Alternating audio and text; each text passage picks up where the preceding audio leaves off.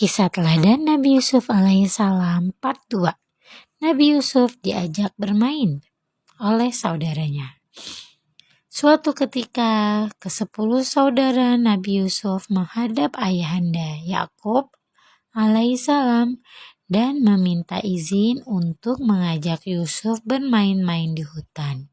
Sang ayah berkata, Jangan kalian mengajak Yusuf ke hutan. Nanti ada serigala. Dia masih kecil.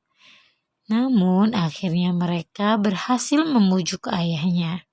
Saudara-saudara Yusuf telah merencanakan untuk membunuh Yusuf.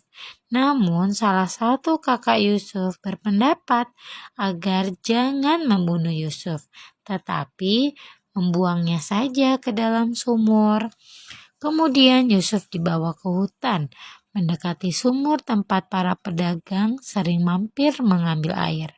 Mereka pun membuang Yusuf ke dalam sumur.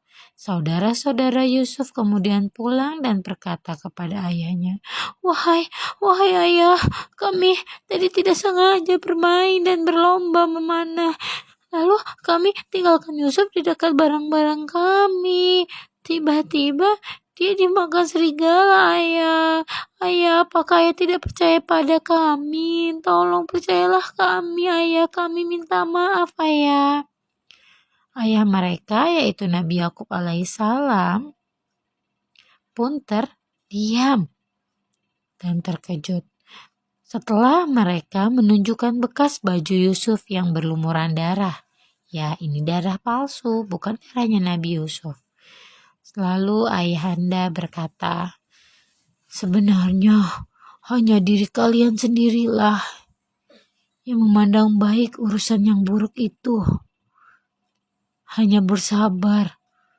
Aku hanya bersabar. Bersabar adalah hal yang terbaik bagiku saat ini. Dan hanya kepada Allah sajalah aku meminta pertolongannya terhadap apa yang telah kalian ceritakan kepadaku. Tidak lama kemudian, ada saudagar yang melewati sumur itu dan mampir untuk mengambil air.